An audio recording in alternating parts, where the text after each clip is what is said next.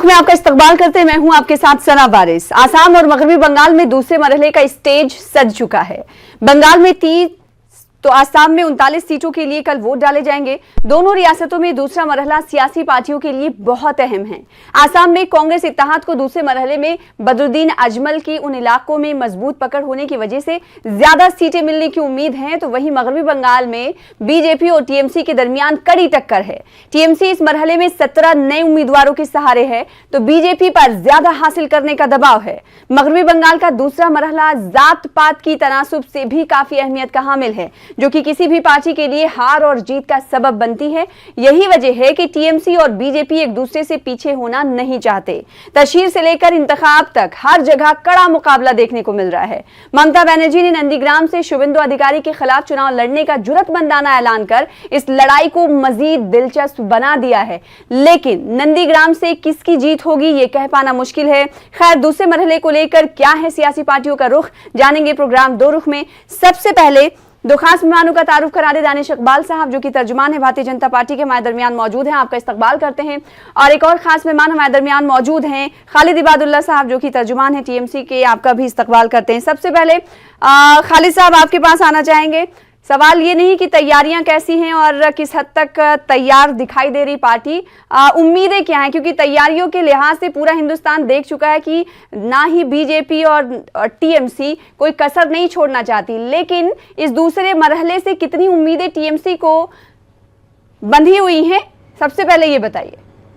जनता मन बना चुकी है तृणमूल कांग्रेस के फेवर में, और इसी मन के मुताबिक, जनता के मन के मुताबिक उन लोगों की हवा उड़ चुकी है।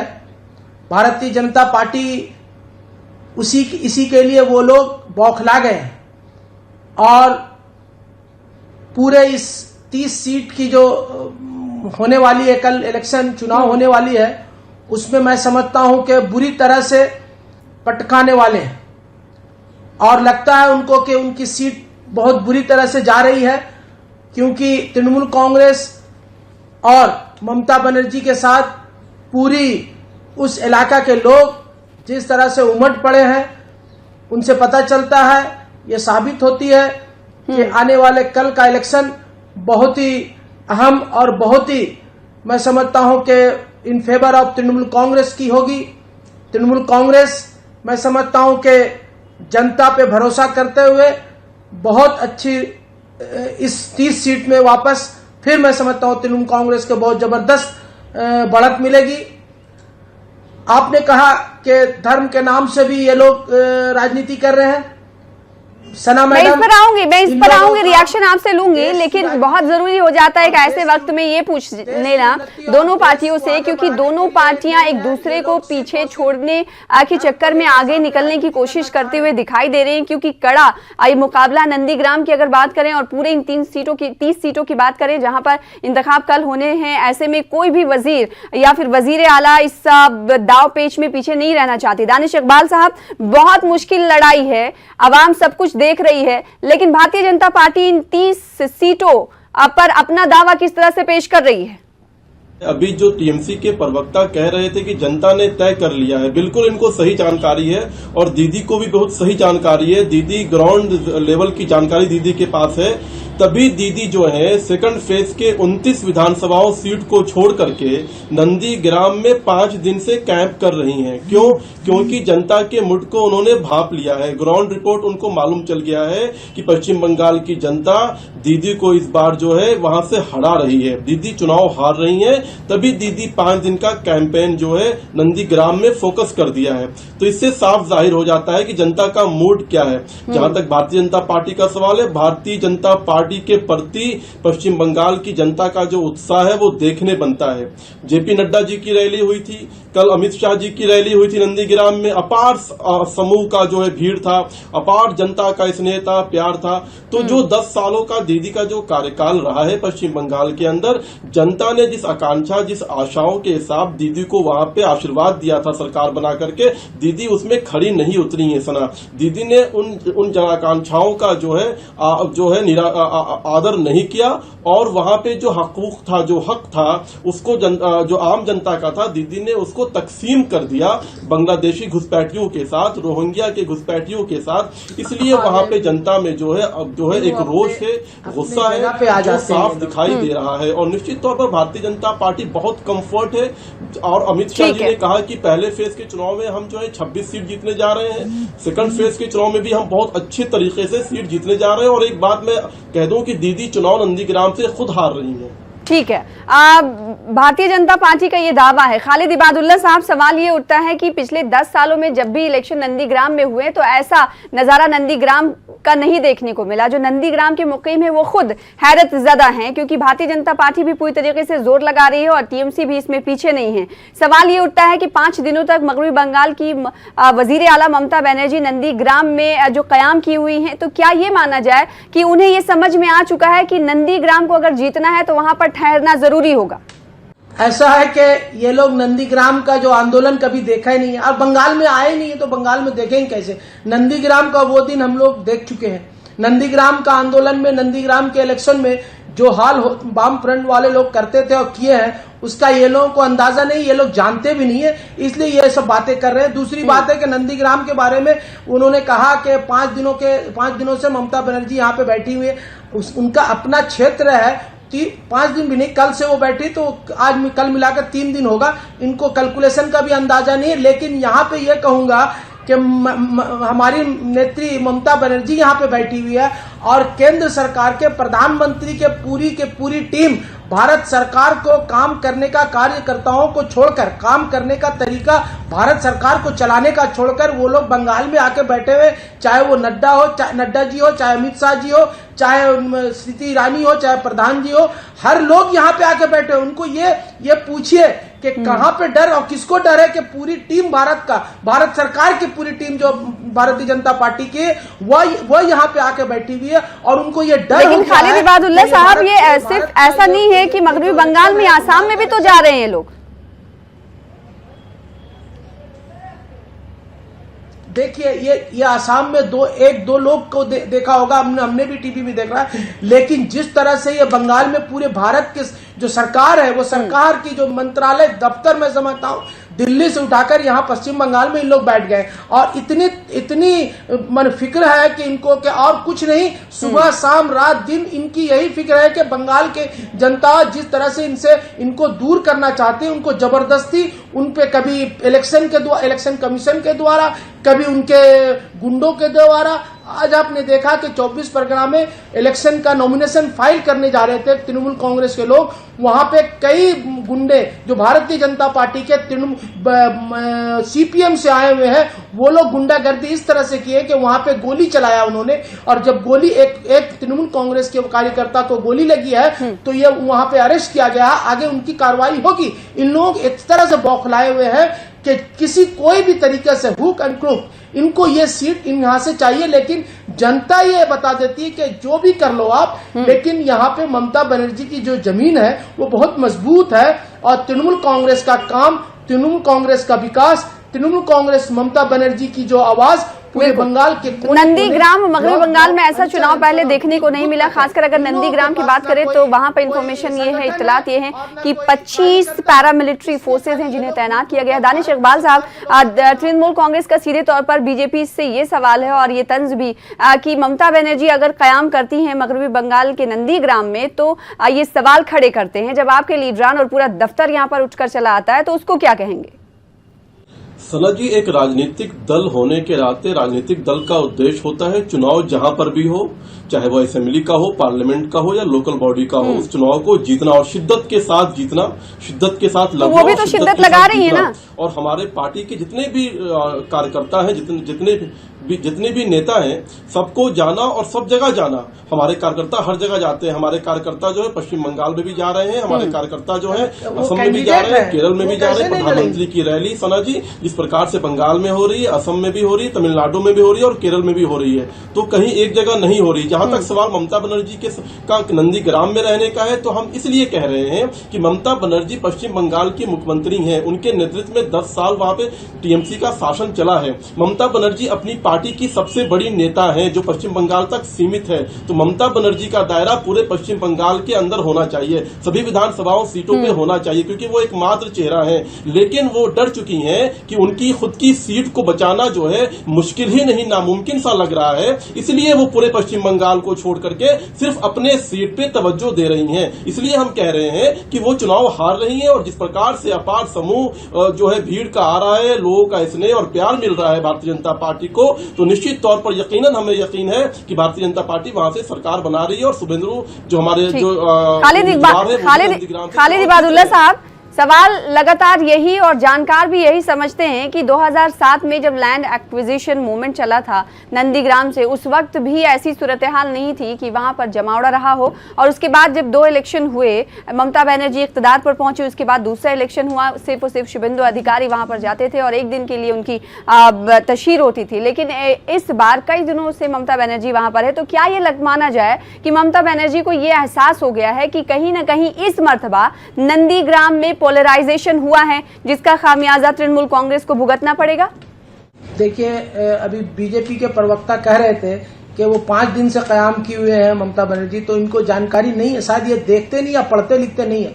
ममता बनर्जी आज दूसरे जिला में है, नंदीग्राम पूर्व मेदिनीपुर पड़ता, वो पूर्व मेदिनीपुर नंदीग्राम का कंस्टिट्यूंसी छोड़ दीजिए, उस जिला से बाहर अभी 3 सभा चल रही है, उनका अभी भी सभा चल रही है, अब लगता खत्म हुआ है, तो इनको जानकारी होना चाहिए, वो वहां पे कयाम नहीं है। दूसरी चीज, आपने कहा कि जिस तरह से पोलराइजेशन करने की बात कही है, और नंदीग्राम में आपने कहा कि शुभेंदु एक दिन जाते थे वो चले आते थे। शुभेंदु अभी लास्ट 25 दिन से वहां पे अपने ही नंदीग्राम छोड़ के और कहीं जा नहीं पा रहे, उनको तो एक ही जगह पे बांध दिया गया है, लग रहा है उनको यहाँ पे रहना है, और उनके जितने भारत सरकार के केंद्रीय मंत्री थोड़ी ना है, यहाँ पे आके खालिद इबादुल्ला साहब वो सीएम थोड़ी ना है, और ना ही प्रोजेक्टेड सीएम है, वो तो वहीं से इलेक्शन कंटेस्ट कर रहे हैं। सीएम तो सीएम तो ममता बनर्जी हैं। पीएम कौन आ रहे? पीएम बंगाल में कितना बार है? पीएम प्राइम मिनिस्टर कितने बार आ रहे हैं बंगाल में? ये भी आपको कैलकुलेशन करना होगा, ऐसा ना कि कभी भी कोई भी राज्य में, मैं समझता हूं कि आज पहली बार इनके 7 साल के शासन में कोई भी राज्य में, कई राज्यों में इलेक्शन इन्होंने करवाया है, किया है, लेकिन पहली बार है कि इतने बार यहाँ पे आ रहे हैं। और भी मैं समझता हूं कि 29 तारीख तक जो इलेक्शन हो रही है, मैं समझता हूं कि उन्होंने कहा है कि 30 बार उनका यहाँ पे आना होगा। एक कंस्टिट्यूंसी में उनको चाहिए कि हर वो कंस्टिट्यूंसी में वो अटेंड करने की कोशिश कर रहे हैं। ये पहली बार इतिहास में हुई है कि जो प्राइम मिनिस्टर वो एक राज्य का इलेक्शन, सिर्फ बंगाल, तमिलनाडु इतनी बार नहीं जा रहे, आसाम नहीं जा रहे, केरला जाना मुनासिब भी नहीं है उनको, पौंडीचेरी जाएंगे ही नहीं। तो ये लोग यहाँ पे चाह रहे हैं कि बंगाल की जो मिट्टी है वो बहुत ही जरखेज और बहुत ही क्रांतिकारी ममता बनर्जी के लिए। ममता बनर्जी एक ऐसी नेत्री है, वो वहां पे नंदीग्राम में बिना गए वो सारे कंस्टिट्यूंसी में घूम रही है लास्ट 25 दिनों से। कल भर सिर्फ नंदीग्राम में थी, उससे एक दिन पहले, और आज फिर दूसरे जिला में। तो इनको चाहिए कि नंदीग्राम ममता बनर्जी के लिए बहुत ही अच्छा वोट से, और इस बात का इज़हार ख्याल ममता बनर्जी ने खुद खालिद साहब किया था कि जब तक वोटिंग नहीं हो जाती वो नंदीग्राम से हिलने वाली नहीं है। तो सवाल उठते हैं दानिश इकबाल साहब, सवाल सिर्फ ये नहीं कि पहले जैसा इंतखाब इस बार नहीं है, सवाल ये भी है कि कुछ लोगों का और वोटर्स का ये मानना है, सियासी जानकार का मानना है कि जिस तरह से इस मर्तबा इंतखाब में हिंदू मुस्लिम का मुद्दा छाया हुआ है, इससे पहले नहीं था, तो क्या ये माना जाए कि ये मुद्दा कहीं ना कहीं भारतीय जनता पार्टी की तरफ से कोशिश करते हुए इसको एम्फसाइज किया जा रहा है? देखिए सना, हमारा मुद्दा एक ही है, जनता का विकास, जनता का कल्याण, जनता की बुनियादी सुविधाओं का विकास और बराबरी, किसी का अपीसमेंट नहीं, विकास तो सबका विकास, विश्वास सबका विश्वास, सबका साथ, ये हमारा नारा है। यही इसी आधार पर हमारी सरकार को ममता बेगम कौन कर रहा है, जहां हम प्रदेश में मुमताज बेगम कौन कर रहा है, इसी आधार पर सरकार पूछिए सना मैडम, कोई अपीसमेंट नहीं, पूछिए कि अपीसमेंट कौन कर रहा है? नहीं, ममता बनर्जी का नाम क्या सना ममता बेगम है? बात पूरी कर दूं तब आप बोलेंगे जनाब, मुमताज बेगम है, ये कौन कर रहा है? ऐसे तो नहीं चलेगा। अपीसमेंट की राजनीति मैं कौन अपनी बात पूरी कर लूं, मैं अपनी बात पूरी कर लूं तब आप बोलेंगे। मैं सिर्फ इतना प्रश्न कर दिया आपसे कि अपीसमेंट की बातें कहा, तो मैं कहा कि मुमताज बेगम कौन कह रहा है? अपीसमेंट वाली पॉलिटिक्स कौन कर रहे हैं? आप हिंदू मुसलमान की राजनीति करने वाले, मैं बता रहा हूँ, एक सेकंड जवाब दे दीजिए खालिद साहब। थोड़ा सा सब्र रखिए, मैं सब बता रहा हूँ। मैं बता रहा हूँ। देखिए सना, पहले चरण का मतदान समाप्त हुआ। पहले चरण के मतदान समाप्त होते ही दीदी ने ईवीएम पे सवाल खड़ा कर दिया, सेंट्रल फोर्स पे सवाल खड़ा कर दिया, और अभी कुछ 3 से 4 घंटे पहले ममता बनर्जी जी ने सोनिया गांधी जी को, शरद पवार जी को, अखिलेश यादव को, तेजस्वी यादव को, उद्धव ठाकरे को, हेमंत सोरेन को, अरविंद केजरीवाल को, नवीन पटनायक को, इन तमाम विपक्ष के नेताओं को 3 पेज की चिट्ठी लिखी है, और चिट्ठी में लिखा है कि भारत सरकार जो है लोकतंत्र का हनन कर रही है, डेमोक्रेसी को समाप्त कर रही है। अब बताइए सना, इस तरह से चिट्ठी लिखना क्या दर्शाता है? यही दर्शाता है कि ममता बनर्जी को ग्राउंड रिपोर्ट पूरी तरह से मालूम चल चुका है, और वो जमीनी स्तर की नेता रही हैं। उनको मालूम चल जाता है कि जनता का मूड क्या है, तो वो जनता के मूड को भाप चुकी है, तभी उन्होंने ये पत्र लिखा है, तभी इस प्रकार के आरोप लगाए हैं, क्योंकि उनको मालूम है कि वो चुनाव हारने जा रही हैं। तो उनको जब वो हार जाएंगी तो उनको एक बहाना चाहिए। जहां तक सवाल है आपने उठाया कि सांप्रदायिकता, देखिए सना, सांप्रदायिकता कौन करता है? आज ममता बनर्जी या वो लोग जो कि चंडी पाठ करना, टीका लगाना और अपने गोत्र को बताना, तो पहले क्या वो दुर्गा पूजा में वो दान नहीं देती थी? वो अपना गोत्र बता रही है। नहीं, वो नहीं देती थी क्या? इसको हाइप किया जा रहा है क्या? ये नहीं समझा जाए। आज वो अपना गोत्र बता रही है कि मैं शांडिल्य गोत्र से आती हूँ।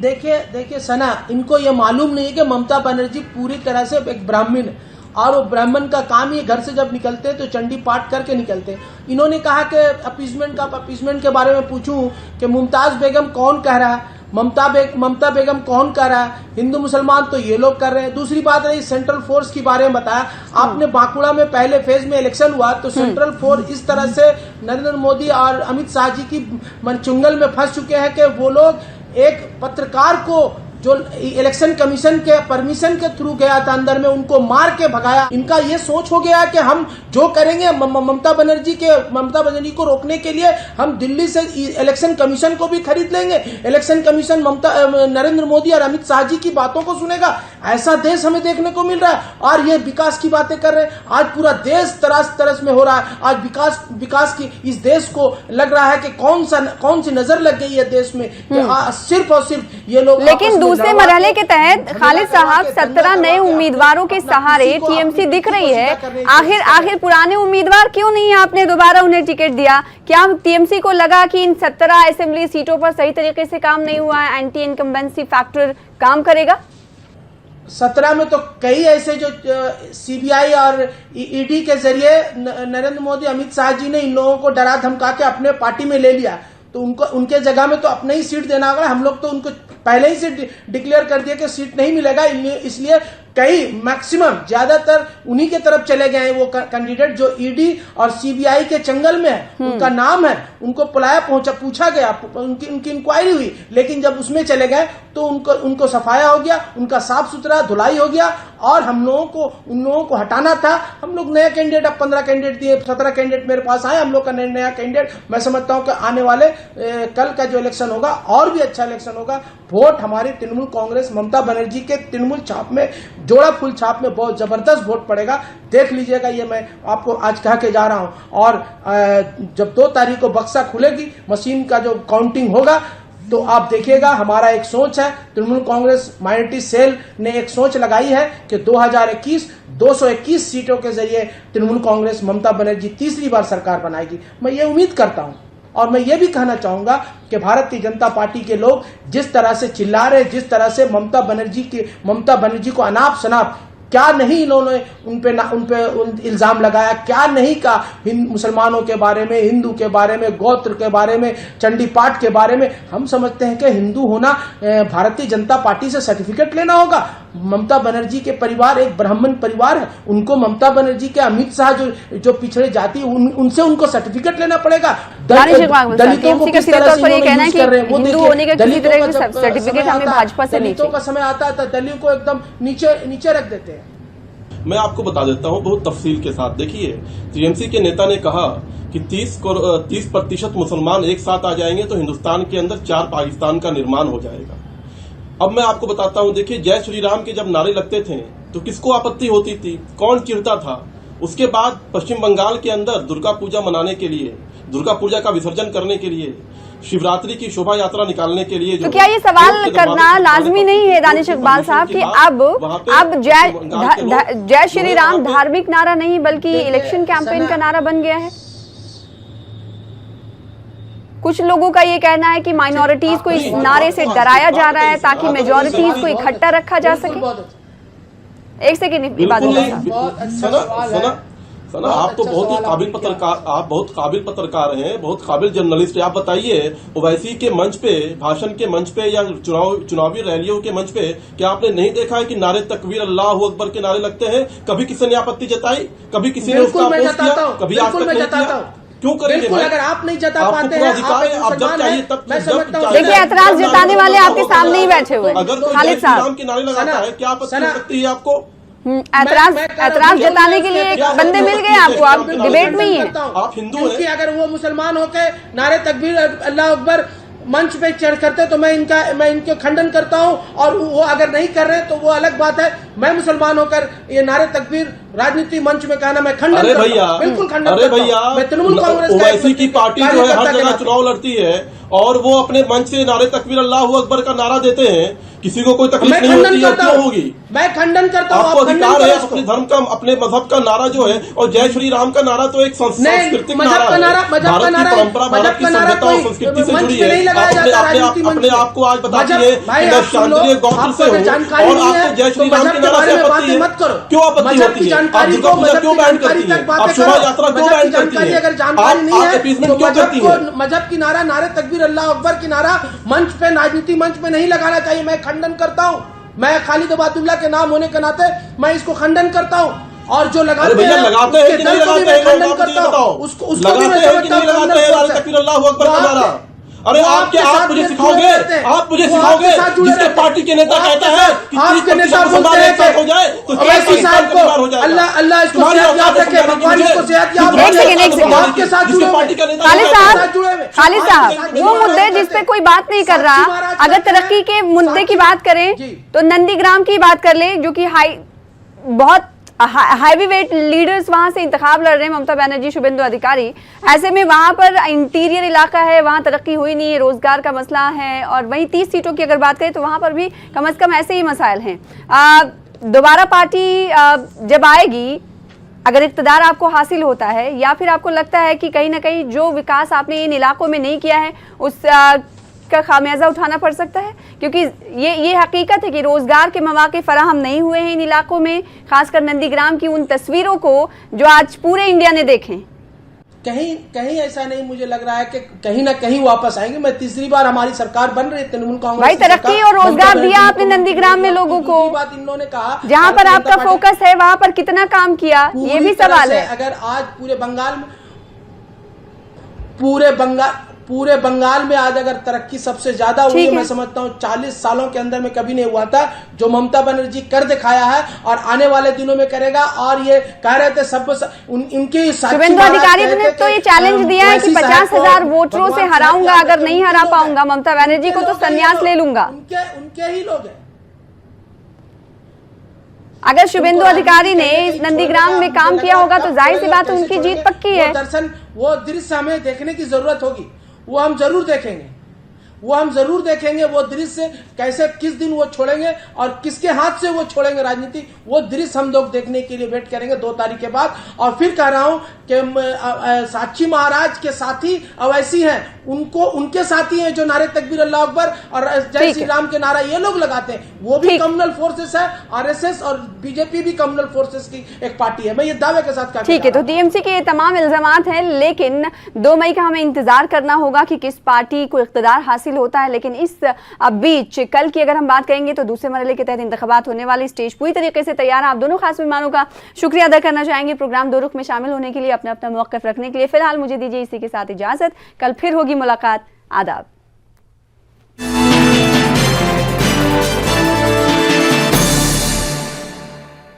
कहते 1 से भले 2 और 2 से भले 3 और भैया